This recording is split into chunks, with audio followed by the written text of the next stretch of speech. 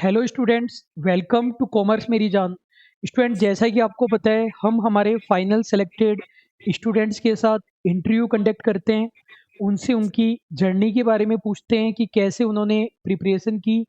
तो assistant professor एबीएसटी का result आया है, जिसमें हमारे पास 3 सेलेक्टेड स्टूडेंट्स हैं, तीनों रैंक होल्डर है। तो आज हम इंटरव्यू कंडक्ट करेंगे भूपेश सुतार जी से। और यह इम्पोर्टेंट बात है कि यह एक तरीके से इंटरव्यू वीडियो नहीं है, स्ट्रेटेजी वीडियो है। जब आप अपने एग्जाम की प्रिपरेशन करेंगे तो यह वीडियो आपकी बहुत ज़्यादा हेल्प करेगा। तो भूपेश जी, सबसे पहले तो आपको और आपकी फैमिली को बहुत बहुत congratulations. Thank you sir, thank you so much. तो भूपेश सुतार जी स्टूडेंट्स बांसवाड़ा से हैं और इनके रैंक आई है 37, 37वीं इनके रैंक है। ये सीए इंटर क्वालिफाई है और एवीवीएनएल में पोस्टेड थे। वहां पर इनके फर्स्ट रैंक थी या सेकंड रैंक थी? सर सेकंड रैंक थे टीएसपी में। ठीक है, एवीवीएनएल में इनके सेकंड रैंक थी और अब असिस्टेंट प्रोफेसर में सिलेक्शन हुआ है। तो सभी चीज़ें हम जानेंगे। तो भूपेश जी, सबसे पहले तो ये बताइए कि सीए इंटर या सीए छोड़ने के बाद में कौन से ईयर से आप कॉमर्स कंपटीशन की तैयारी कर रहे हैं? लगभग कितने साल आपने प्रिपरेशन की है? हम्म, सर 2019 से मान लो आप 2018-19 से। बट उस टाइम पे ये था कि बस जैसे फ्रेंड ने बोला तो सीए छोड़ने के बाद ठीक है गवर्नमेंट एग्जाम में ट्राई करना है, तो जैसे ट्राई कर लिया फुल हार्टेड, जैसे पूरा डिवोशन नहीं था कि एग्जाम दे दिए, फॉर्म भर दिया, एक महीना पढ़ लिया, 15 दिन पढ़ लिया। तो फिर 2020-21 से कोरोना के बाद सर थोड़ा सा और सीरियसनेस आई, और 20-21-22 से फिर सर इसमें कंटिन्यू रहा, और फिर जॉब लगने के बाद 22 के बाद भी मैंने इसको कंटिन्यू ही रखा। ठीक है। तो स्टूडेंट, होता क्या है कि एक होती है part time study. Part time study में क्या होता है कि वैकेंसी आती है, आप 1.5-2 महीने तैयारी करते हो, फिर से छोड़ देते हो स्टडी, फिर से वैकेंसी आती है, फिर से तैयारी करते हो। तो इस तरीके से सिलेक्शन नहीं होता है, वैकेंसी आती रहती है। आप अपनी प्रिपरेशन कंटिन्यू रखेंगे, चाहे कम कम टाइम ही करें, तो सिलेक्शन ईजिली हो जाता है। तो भूपेश जी, हमारे स्टूडेंट्स को ऐसा लगता है कि आपका सिलेक्शन बिल्कुल ईजिली हो गया। तो आप ये बताइए कि आपने कौन कौन से एग्जाम दिए और किसी एग्जाम में आज तक रहे भी थे क्या, असफल भी हुए थे क्या? जी सर, सीए फाइनल में मैं बहुत बार रहा हूँ, और उसके बाद फिर फैमिली और जो भी टर्म्स थे उसके हिसाब से फिर मैं उसको कंटिन्यू नहीं कर पाया। और इसके बाद एवीवीएनएल का 2018 में पेपर आया था, तो वो भी मैंने सिर्फ फॉर्म भर के एग्जाम दिया, तो उसमें मेरे 2 टाइम्स में हो गया था, बट फाइनल सिलेक्शन नहीं हुआ था। और फिर मेरे को लगा था कि उस टाइम में थोड़ा सा और ज़्यादा मेहनत करता तो शायद हो सकता था। उसमें जनरल पेपर का भी एक रोल था, क्योंकि कॉमर्स स्टूडेंट का जनरल पेपर इतना अच्छा नहीं होता है, खास करके इंग्लिश मीडियम वालों का। तो वो भी एक इशू था। फिर 2019-20 में जैसे अब मैंने जैसे राजस्थान में मैं वापस लोकेटेड हो गया था, तो फिर मेरे को पता पड़ गया कि ये वैकेंसी आनी रहनी है, मतलब आती रहेंगी। ये ऐसा नहीं है कि जैसे एक आई दो आई, तो और अपन ऐसा भी नहीं कर सकते कि जब वैकेंसी आई तब अपन स्टार्ट करें। तो मैंने उसको कंटिन्यू, जैसे जो मैं पहले प्राइवेट जॉब कर रहा था तो उसके साथ मैंने थोड़े थोड़े टाइम कंटिन्यू रखा, जो जो मेरे वीकनेस पॉइंट थे कि मेरे को किसमें एक्स्ट्रा टाइम देने की जरूरत है, तो वो मैं कंटिन्यू करता गया उसको। और फिर जैसे जैसे एग्जाम होते गए, और उसमें फिर एग्जाम टाइम पे जैसे पीक पीक टाइम आ गया, तो उस टाइम पे फिर वो चीज डबल कर दी, वो टाइम और एफर्ट डबल कर दी। बाकी कंटिन्यूटी का एक बहुत बड़ा रोल है इसमें सर। सबसे पहले कौन सा एग्जाम बताया जिसमें आपका 2 गुना में हुआ था, फाइनल नहीं हुआ? जूनियर अकाउंटेंट ही था सर एबीवीएनएल का 2018 में। और उसके बाद फिर 21-22 में सर वापस ये एग्जाम हुआ था जूनियर अकाउंटेंट का। तो जूनियर अकाउंटेंट में मेरा फाइनल सिलेक्शन हुआ, और असिस्टेंट प्रोफेसर में मेरा वापस इंटरव्यू कॉल हुआ था। तो असिस्टेंट प्रोफेसर में मेरा फाइनल सिलेक्शन नहीं हुआ, और फिर अभी 23 में फिर वो वापस वैकेंसी आई, और अभी वाला ये रिजल्ट आया। ठीक है। तो स्टूडेंट, सबसे पहली बात तो आप एक बात को ध्यान से नोट कीजिए कि जो पहली जेवीबीएनएल जूनियर अकाउंटेंट की वैकेंसी थी, उसमें इनका सिलेक्शन नहीं हुआ, लेकिन अगली वैकेंसी में सेकंड रैंक आ रही है। तो इस चीज को आप ध्यान से देखिए। और असिस्टेंट प्रोफेसर का भी इन्होंने पिछला वाला एग्जाम भी दिया था, उसमें 2 गुना में हुआ था, डीवी कॉल हुआ था, लेकिन फाइनल सिलेक्शन नहीं हुआ।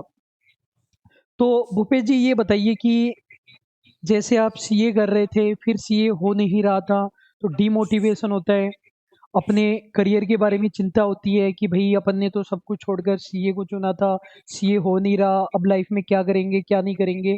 तो वो जो डीमोटिवेशन वाला फेज था, उसमें खुद को मोटिवेट कैसे रखा?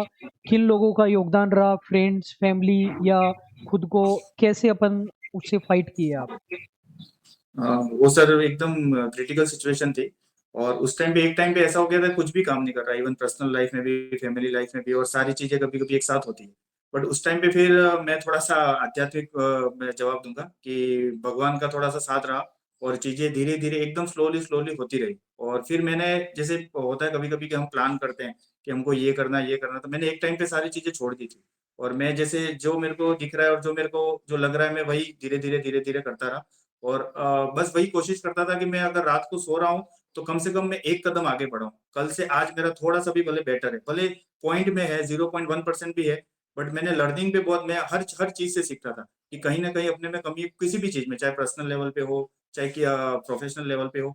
तो मैं सीखना मैंने बहुत ज्यादा तेज कर दिया कि मैं, मेरे को यूं था कि अगर मैं सीखूंगा नहीं तो मैं कुछ नहीं हो सकता। तो मैं जितनी भी चीजें थी वो सीखने पे बहुत ज्यादा फोकस किया, और धीरे धीरे सारी चीजें टाइम के साथ होती गई। स्टूडेंट, 2-3 दिन पहले मैंने एक बहुत अच्छा कोट पढ़ा था किसी विद्वान का, कि मैंने आज तक ऐसा कोई सफल व्यक्ति नहीं देखा है जिसने अपने जीवन में कभी बुरा दौर नहीं देखा हो। तो बुरा दौर देखना बहुत ज़्यादा ज़रूरी होता है, तभी आप खुशियों को अच्छे से महसूस कर सकते हैं। और यह फेज सबकी लाइफ में आता है, हमारी लाइफ में भी आया था। एक टाइम पर मुझे लगता था कि भाई टीचिंग वीचिंग छोड़कर कहीं 8-10-12 हज़ार रुपए की जॉब कर लें। उस टाइम पर आप खुद को कैसे मोटिवेट रख पाते हैं, इसी चीज़ की लड़ाई है। और यह बात मैं हमेशा मानता हूँ, किसी भी चीज़ में सक्सेसफुल होने के लिए आपका टैलेंट, आपकी एबिलिटी, आपका आईक्यू लेवल का 10% योगदान होता है। 90% चीज़ होती है आपका मेंटल स्टेबिलिटी, आप खुद को कैसे रख पाते हैं उस सिचुएशन में, इस चीज़ का। तो भूपेश जी, ये बताइए कि इस एग्ज़ाम की प्रिपरेशन के लिए आप डेली कितने घंटे पढ़ते थे? कितने मंथ पढ़े? नोट्स वगैरह कैसे बनाए? ये बताइए। सर पीक पीक टाइम में तो सर 10 घंटे चाहिए, लास्ट के 2-3 महीने तो। और उसमें वैसे अपन 10 घंटे पढ़ते हैं, बट आउटपुट अपना 8 घंटे ही आता है। और उसमें बाकी टाइम में आप 1-2 घंटे जितना भी टाइम आप पढ़ सको उतना बेटर है। बट मैं सर इसमें थोड़ी सी एक चीज ऐड ऑन करना चाहता हूँ कि टाइम से भी ज्यादा इंपॉर्टेंट है आप कौन सा स्लॉट चुनते हो। मेरे हिसाब से सबसे बेस्ट स्लॉट अगर कोई पढ़ने का है कि अगर आप थोड़ा सा रेस्ट करके या उठ के, जैसे आप अर्ली मॉर्निंग में उठते हो या किसी का रात को लेट शेड्यूल होता है, तो उसमें सर वो कहीं ना कहीं 1.5 गुना 2 गुना इफेक्ट पड़ता है। तो आपका जब माइंड बिल्कुल ब्लैंक रहता है तब जो पढ़ाई होती है उसका आउटपुट गजब आता है, वो लॉन्ग टर्म के लिए रिटेन रहता है। तो आप चाहे इवन अर्ली मॉर्निंग उठ के भी पढ़ो, आप उठ के अगर आपने 1-2 घंटे कुछ और काम कर लिया और उसके बाद आप पढ़ने बैठते हो, तो कहीं ना कहीं वो बॉडी की मेमोरी होती है और आसपास की मेमोरी कहीं ना कहीं वो डिस्टर्ब करती है। आप फ्रेश माइंड से पढ़ते हो सर, उसका भले आपका टाइम थोड़ा सा कम हो लेकिन उसका इफेक्ट ज्यादा रहता है, जो मैंने महसूस किया। भले आप शाम को भी पढ़ रहे हो तो आपने दोपहर में 1-2 घंटे स्लीप ली, उसके बाद आप उठे, और उसके बाद सबसे पहले आपको 5-10 मिनट में, 15 मिनट में आपको पढ़ाई स्टार्ट कर देनी है किसी भी हालत में। ये सर इंपॉर्टेंट मेरे को जो लगा। ठीक है। तो स्टूडेंट, इन्होंने बताया कि डेली तो ये 2-3 घंटे पढ़ते थे, लेकिन जो एग्ज़ाम टाइम था, डेढ़ 2 ढाई महीने, उसमें इन्होंने लगभग 10-10 घंटे स्टडी की है। देखो, इनके साथ ऐसा इसलिए हुआ है क्योंकि इन्होंने जॉब के साथ स्टडी की है, और एवीवीएनएल में वर्क बर्डन भी काफ़ी ज़्यादा होता है।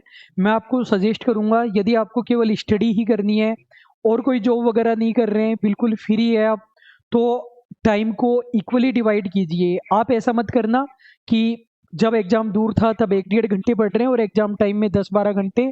यदि आप डेली पढ़ सकते हैं 5-7 घंटे, तो डेली पढ़ते रहिए। दूसरी, इन्होंने बहुत अच्छी बात बताई, यह बात मैंने 3-4 दिन पहले न्यूज़पेपर में भी पढ़ी थी, कि जब हम सो कर के उठते हैं उस वक्त हमारा माइंड है सबसे ज़्यादा काम करता है।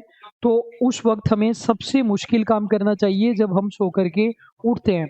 और एक मैं आपको ट्रिक बताता हूँ, कि जब भी आप सो कर के उठते हैं, बिस्तर पर ही है, तो उस टाइम अपने मन में वो चीज़ें याद कीजिए जो आपको डिफ़िकल्ट लगती है, कि आप सोने से पहले जो पढ़े थे, फिर सोने के बाद जैसे ही उठें, तो उन चीज़ों को याद कीजिए, तो वो ज़्यादा लंबे टाइम तक रहेगी। भूपेश जी, ये बताइए कि एवीवीएनएल की जॉब है, वर्क बर्डन तो अच्छा खासा रहता ही है अगर एआरओ के रूप में आपको अपॉइंट कर रखा है तो जॉब के साथ स्टडी कैसे मैनेज करें? सर वैसे तो मुश्किल होता है कभी कभी, और बट कहीं ना कहीं सर ये आप इसको ब्लेसिंग इन डिस्गाइज भी कह सकते हैं कि अगर आपके पास एक रीजन आपका स्ट्रांग होता जाता है आपको पढ़ाई करने का, कि आपको जैसे अगर आप वहां पे अगर आपको ज़्यादा प्रॉब्लम हो रही है या अगर आप ज़्यादा आप काम मतलब लोड ठीक है काम का होता ही है, बट उसको आप पॉजिटिव वे में भी ले सकते हो कि वो कहीं न कहीं आपका रीज़न आपका स्ट्रॉन्ग करता है, आपकी क्लैरिटी स्ट्रॉन्ग करता है और आपकी मेहनत आप उसमें बढ़ा अगर आप उसको पॉजिटिव लो तो आप आपकी मेहनत आपकी सिचुएशन आपकी मेहनत बढ़ा भी सकती है। तो उस वे में उसको लेना चाहिए। स्टूडेंट भूपेश जी के विचार मुझसे बहुत ज़्यादा मिलते-जुलते हैं। मेरे भी जैसे एवीवीएनएल में थर्ड रैंक थी। एक मतलब शेर था पूरा, अच्छे से तो मेरे को याद नहीं आ रहा है, दुष्यंत कुमार जी का, कि सफ़र में धूप बहुत काम आई मेरे, छाँव होती तो सो गया होता। तो बिल्कुल यही चीज़ होती है। तो भूपेश जी एक ये क्वेश्चन बताइए कि कॉमर्स स्टूडेंट के लिए जर्नल पेपर प्रिपेयर करना बहुत डिफिकल्ट होता है, बोरिंग लगता है, याद नहीं होता, क्योंकि अपन को आदत होती है कॉन्सेप्ट्स की। तो जर्नल पेपर आपने कैसे प्रिपेयर किया? अगर इंस्टीट्यूट नोट्स बुक्स कुछ भी बताना चाहे बता सकते हैं। सर जनरल पेपर का मैं बताता हूँ। पहले तो लास्ट टाइम तो मैंने उत्कर्ष की क्लास ली थी और वो बहुत मतलब पूरा डिटेल में था और अभी वापस मैंने दिशा की बुक ली थी, जो बुक मेरे को अच्छी लगी। दिशा की 2 बुक आती है, तो वो भी अच्छी है। बट इसमें सर हम ये कर सकते हैं, जनरल पेपर को हम अलग-अलग पार्ट में डिवाइड कर सकते हैं। इसके 5-6 पार्ट है, जैसे आर्ट एंड कल्चर अलग हो गया, हिस्ट्री अलग हो गया, पॉलिटी अलग हो गया। तो इसमें सर हमको 2-3 पोर्शन एज़ ए स्ट्रॉन्ग कर देने चाहिए। जैसे पॉलिटी है, पॉलिटी में इन डेप्थ क्वेश्चन आते हैं, लेकिन वो पोर्शन काफ़ी छोटा है अगर हम देखें तो। इकोनॉमिक सर्वे है, तो आर्थिक समीक्षा है, वो कहीं न कहीं हम रिलेट भी कर पाते हैं। तो ऐसे करंट अफेयर्स हो गया, वो हम डेली रूटीन में पढ़ते हैं, मैगज़ीन्स पढ़ते हैं। तो ये सर कहीं न कहीं हम उसको जैसे अगर आप हिस्ट्री में अगर पूरा अंदर जाने जाओगे तो वो कहीं न कहीं आपका टाइम कंज्यूमिंग भी हो जाएगा और हो सकता है इतना आउटपुट आपका नहीं है।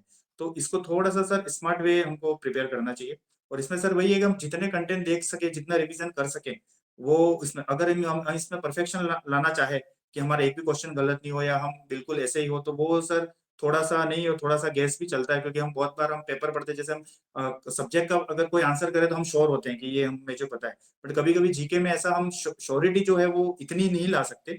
तो हमको जितना हम कर सके, जितना बेस्ट वे कर सके, उतना करना चाहिए और बाकी सब्जेक्ट पेपर से हमको कवर करने की कोशिश करनी चाहिए। स्टूडेंट जर्नल पेपर स्ट्रॉन्ग करने के लिए कुछ टिप्स मैं आपको देता हूँ भूपेश जी की बातों को समराइज करके और कुछ अपने पॉइंट्स। देखिए पहली बात तो कॉमर्स पोर्शन आपका सिलेक्शन करवाएगा, कॉमर्स पोर्शन स्ट्रॉन्ग होना चाहिए, उसमें जितने मार्क्स आप फोड़ सकते हो वो फोड़िए। दूसरी इंपॉर्टेंट बात है कि जर्नल पेपर में कभी भी कॉमर्स जितना कॉन्फिडेंस नहीं आएगा। मान लीजिए आपने जर्नल पेपर बिल्कुल भी नहीं पढ़ा और 50 में से 5 क्वेश्चन आपके जर्नल पेपर के सही हो रहे हैं, केवल 50 में से 5। हमें कम से कम 50 में से 27-28 क्वेश्चन तक पहुंचना है। तो पहली बार आप जर्नल पेपर को कवर करेंगे, समझ में आ रहा है नहीं आ रहा, कुछ भी नहीं आ रहा, तो 50 में से मान लीजिए 10-12 होने लग जाएंगे, फिर से करेंगे, फिर से करेंगे, फिर से करेंगे, तो बार-बार आप करेंगे, अपने आप होता जाएगा। तीसरी बात, जर्नल पेपर में ऐसा नहीं है कि भई उस स्पेशलाइज़्ड टीचर का लेना पड़ेगा, वो बढ़िया पढ़ाता है, आप कहीं से भी, किसी भी बुक से कर सकते हैं, उत्कर्ष से कर सकते हैं, दिशा 2020 बुक आती है, किसी भी चीज़ से कर सकते हैं। अगली इम्पोर्टेंट बात ये होती है कि जर्नल पेपर में मैथ रीजनिंग तो कॉमर्स के जैसा कीजिए। ऐसा कोई एग्जाम नहीं है जिसमें मैथ रीजनिंग नहीं आएगी, कॉमर्स के जैसे पढ़िए। फिर बाकी जो बच गया उसे भी पार्ट में डिवाइड कीजिए। मैं ये मानता हूँ कि पॉलिटी इंटरेस्टिंग भी होता है, तो पहले पॉलिटी को कवर कर लीजिए। ऐसे एक-एक करके कवर करते जाइए और उसमें भी जो इंटरेस्टिंग चीज़ें हैं वो कीजिए। हिस्ट्री में पहले आपने 1857 की क्रांति कर ली, गांधी जी वाला टॉपिक कर लिया, महाराणा प्रताप कर लिया। ऐसे एक-एक चीज़ें करके आप करते जाइए, धीरे-धीरे आपका होता जाएगा। भूपेश जी अब इस इंटरव्यू के सबसे मेन पॉइंट पर आते हैं। आपने असिस्टेंट प्रोफेसर का 2 बार इंटरव्यू दिया है, तो वहाँ पर जी, जी। इंटरव्यू में क्या एक्सपीरियंस रहा? कितनी देर का इंटरव्यू होता है? क्या-क्या क्वेश्चन पूछे जाते हैं? पढ़ा करके भी देखा जाता है क्या? कितने लोग बैठते हैं? उसके बारे में बताइए। सर इंटरव्यू पैनल में वैसे 3 लोग बैठते हैं, सेंटर में मेंबर को हेड करते हैं और 2 सब्जेक्ट के एक्सपर्ट होते हैं। तो इंटरव्यू में सर सारी अब वो इंटरव्यू पे भी डिपेंड करता है, सबकी अलग-अलग मेंटालिटी रहती है कि वो क्या चेक करना चाहते हैं। कोई प्योर नॉलेज चेक करता है, कोई कॉन्फिडेंस चेक करता है, कोई आपकी कम्युनिकेशन स्किल्स चेक करता है, कोई आपका प्रेजेंटेशन देखता है या कोई आपको ये पढ़ाने की स्किल देखता है। बट अपने हिसाब से अपने को सारे पॉइंट कवर करते हुए चलने हैं। अब जैसे कॉन्फिडेंस अगर वो देखेंगे तो कॉन्फिडेंस आपको तभी आएगा जब आपके पास नॉलेज कैरी कर रहे हो आप। क्योंकि अगर कोई भी एक क्वेश्चन पूछ लिया और अगर आपको वो नहीं आ रहा है, तो इसलिए पढ़ाई तो करनी जरूरी है, लेकिन इसके साथ आपने पढ़ तो सारा लिया, बट आपको उसको कैसे प्रेजेंट करना है वो एक इम्पोर्टेंट पॉइंट है। और उस टाइम पे जैसे कोई ऐसा question out of the box पूछ लिया तो उसमें आपका रिएक्शन क्या रहता है, आपकी स्माइल क्या रहती है, वो भी सारा डिपेंड करता है। जैसे मेरे को भी 2 क्वेश्चन एक अजीब ही पूछ लिए थे, जैसे चाणक्य जी कौन है और उन्होंने टैक्स के बारे में क्या कहा। तो ये मेरे लिए एकदम थोड़ा-सा सरप्राइजिंग था, क्योंकि वो बहुत पुराना नाम तो सुन रखा था, बट इतना डिटेल नहीं था मेरे को ध्यान में। और फिर पूछ लिया कि चाणक्य के शिष्य कौन थे। तो ये थोड़ा-सा एक वो होता है, बट फिर भी मेरा रिएक्शन, मेरा स्माइल थी। और मैंने आंसर किया था कि मेरे को जो एक किस्सा याद था, डीओ को लेके उनका एक किस्सा था, तो वो मैंने बताया। जो मेरे को याद था वो मैंने बताया। उनका सर एग्जैक्ट ये तो याद नहीं आ रहा, बट उनका एक व्यक्तित्व के बारे में जो हम जान सकते थे, जितना हम बता सकते थे, उतना बताया। तो स्टूडेंट इन्होंने बताया कि इंटरव्यू में 3 लोग बैठते हैं जिसमें से 2 सब्जेक्ट एक्सपर्ट होते हैं। वो लोग क्या क्वेश्चन पूछते हैं वो उन पर डिपेंड करता है, सामने वाले की अपनी पर्सनैलिटी पर डिपेंड करता है कि वो अपन से क्या जानना चाहता है। वो अपनी सब्जेक्ट नॉलेज जानना चाहता है, कॉन्सेप्ट जानना चाहता है, फैक्ट्स जानना चाहता है, प्रेजेंटेशन देखना चाहता है, ये उस पर डिपेंड करता है। स्टूडेंट वैसे जो इंटरव्यू होता है उसमें अलग-अलग चीज़ के मार्क्स होते हैं, आपकी कम्युनिकेशन स्किल के अलग होते हैं, आपकी नॉलेज के अलग होते हैं, आपकी पर्सनैलिटी के अलग होते हैं। अगली इम्पोर्टेंट बात इन्होंने बताई कि अपन को कितना आता है, उससे भी ज़्यादा इम्पोर्टेंट इंटरव्यू में ये है कि अपन कितना अच्छे से उसको प्रेजेंट कर पाते हैं, कितने कॉन्फिडेंस से प्रेजेंट कर पाते हैं। जो क्वेश्चन नहीं आते हैं उनको अपन कैसे टैकल कर पाते हैं, और प्रिपरेशन तो करनी ही पड़ती है। तो भूपेश जी ये बताइए कि इंटरव्यू की प्रिपरेशन कैसे होती है? इंटरव्यू के लिए जो अपने ये कोर्स वाले सब्जेक्ट है यही पढ़ें, या फिर आजकल अलग-अलग जगह पर 10-10, 12-12 हज़ार रुपए में लोग इंटरव्यू की तैयारी कराते हैं, वो करें, कैसे करें इंटरव्यू की तैयारी? सर मैंने इसके बारे में थोड़ा सोचा, और लास्ट टाइम मैंने इंटरव्यू दिया था, थोड़ा सा मेरे को एक्सपीरियंस हो गया था। तो मैंने सोचा कि सर अगर मैं इंटरव्यू लेता तो कैसे लेता। तो मैंने सोचा कि सर जैसे जो जिस पर्पस के लिए इंटरव्यू हो रहा है, सबसे पहले इंटरव्यू के माइंड में वो चीज होगी कि असिस्टेंट प्रोफेसर के लिए इंटरव्यू लेना है और उनको ऐसा बंदा सेलेक्ट करना है जो वहाँ कॉलेज में पढ़ा सके। तो सबसे पहले तो सर मैंने इसको एक थोड़ा बाइफरकेट करके दिया। मैंने कहा सबसे पहले तो 8 सब्जेक्ट हो गए, 7 या 8 सब्जेक्ट है, उसको मैंने एक साइड ले लिया। वो हालांकि रिटर्न पेपर में हो गया, लेकिन फिर भी वो एक मीडियम कहीं ना कहीं बनेगा इंटरव्यू आपका कैसे चलेगा। भले उस पे इंटर, लेकिन वो मीडियम तो वही बनेगा, क्योंकि वो दूसरे को आधार ज्यादा बना नहीं सकते। तो एक तो सब्जेक्ट तो पढ़ ली। फिर उसके बाद मैंने फिर और सोचा कि जैसे इसमें ये कहाँ कहाँ जा सकते हैं। तो जैसे जनरल अवेयरनेस हो गया, जनरल अवेयरनेस के जो भी करंट चल रहा है, चाहे देश में चल रहा है, दुनिया में चल रहा है, चाहे राजस्थान में चल रहा है, स्पेशली जो एजुकेशन से रिलेटेड चीजें हैं, जो फाइनेंस से रिलेटेड चीजें हैं, जो कॉमर्स से रिलेटेड चीजें हैं, और जो ट्रेड से रिलेटेड चीजें हैं, वो मैंने कर दिया कि यार ये पूछ सकते हैं, वो जनरल, क्योंकि उससे रिलेटेड चीजें। फिर उसके बाद में जो जो भी जैसे यूजीसी हो गया, जिसके पैनल के हम काम कर, आरपीएससी हो गया, उसके बाद में गवर्नमेंट की जो भी स्कीमें चल रही हैं, जैसे स्कूल में क्या क्या स्कीमें चल रही है, कॉलेज में कौन कौन सी स्कीमें चल रही है, तो वो सारे जनरल रिलेटेड पेपर हो गए। फिर मैंने देखा पर्सनालिटी में वो चीज क्या कवर कर सकते हैं, तो मैंने कहा कॉन्फिडेंस तो जरूरी है। कॉन्फिडेंस है, फिर वो आप कैसे डिलीवर कर पा रहे हो, कैसे समझा पा रहे हो, क्योंकि टॉपिक तो बहुत सारे अपन ने टॉपिक, क्योंकि एक बताना अलग होता है, पढ़ाना समझाना अलग होता है, कि आप किस चीज पे उसको कैसे लिंक करके आप बता सकते हो। तो जो आपका टीचिंग टॉपिक होता है वो भी इम्पोर्टेंट होता है। कभी कभी टीचिंग टॉपिक आप आपकी मर्जी से अगर आपको पढ़ाने मिल जाए तो बढ़िया है, और अगर नहीं तो वो भी दे सकते हैं, क्योंकि मेरे पास दोनों बार अलग अलग एक्सपीरियंस हुए। इस बार मेरे को टॉपिक जो मैं पढ़ के गया था वो मेरे को पढ़ाने दिया, जबकि लास्ट टाइम मैंने जो टॉपिक बोला था तो उन्होंने ना बोल दिया कि ये तो 11-12 का टॉपिक है, और ये तो आप कुछ और पढ़ाओ। और मैं लास्ट टाइम ज्यादा एक एक दो टॉपिक से ज्यादा मैं प्रिपेयर करके नहीं गया था, तो फिर मैंने उनको बोल दिया कि आप टॉपिक बताइए। तो लकीली वो टॉपिक भी ठीक है, मेरे को पता था। तो एक पढ़ाने की आपको एक जो आपकी जो स्टाइल है वो भी आपको डेवलप करनी पड़ेगी। आप पढ़ रहे हो वो ठीक है, लेकिन आपको डिलीवर कैसे करना है, और सामने वाले स्टूडेंट को आपको देखना होगा कि उनको कैसे स्टेप बाय स्टेप अपने को समझाना है। तो वो चीज सबसे इंपॉर्टेंट लेके, और बाकी ये सारे जो जनरल अवेयरनेस की चीजें, आपकी पर्सनालिटी की, आप कैसे प्रेजेंट कर रहे हो, कैसे बोल रहे हो, आप कैसे लिख रहे हो, सारी चीजें आपको। और स्माइल भी इंपॉर्टेंट है, आपको पॉजिटिव आपका एटीट्यूड होना चाहिए वहां पे, कि हाँ कोई चीज आपको नहीं आ रही तो आप कैसे टैकल करो। तो वो मैंने सारी चीजें लिखी। उसमें बहुत सारी चीजें, जैसे मैं थोड़ा सा फास्ट बोलता हूँ, मेरे को किसी ने एक ने बताया, तो मैंने थोड़ा थोड़ा उस पर, आप जैसे बाय नेचुरल चीज होती है, आप पूरा तो नहीं कर सकते, बट आपको एक आपकी मिस्टेक पता पड़ेगी, तो आप थोड़े थोड़े उसमें आप उसमें एड ऑन करते रहते हो कि मेरे को इस चीज में ये करना है, ये चीज ये करनी है। तो ये सारी चीजें थी। स्टूडेंट भूपेश जी ने बहुत अच्छी-अच्छी बातें बताई। जब आपका इंटरव्यू होगा तो वहाँ पर आपको हेल्प मिलेगी। मैं चीज़ों को समराइज़ करता हूँ, कुछ अपने पॉइंट्स बताता हूँ। देखो, इंटरव्यू की वैसे कोई भी आपकी प्रिपरेशन नहीं करा सकता। मार्केट में कोर्स चलते हैं 10,000 15,000 रुपए में इंटरव्यू की तैयारी करा रहे हैं, वो केवल आप लोगों के डर के साथ खेलते हैं, क्योंकि आप 2 गुना में सिलेक्शन हो गया आपका, इंटरव्यू के लिए आप पहुंच गए, तो उनको पता है कि आप पैसे देंगे ही देंगे, इसलिए वो खेलते हैं। इंटरव्यू की कोई तैयारी करा नहीं सकता, इंटरव्यू के लिए आपको खुद ही तैयारी करनी पड़ेगी। तो एपी एबीएसटी के इंटरव्यू के लिए क्या करें?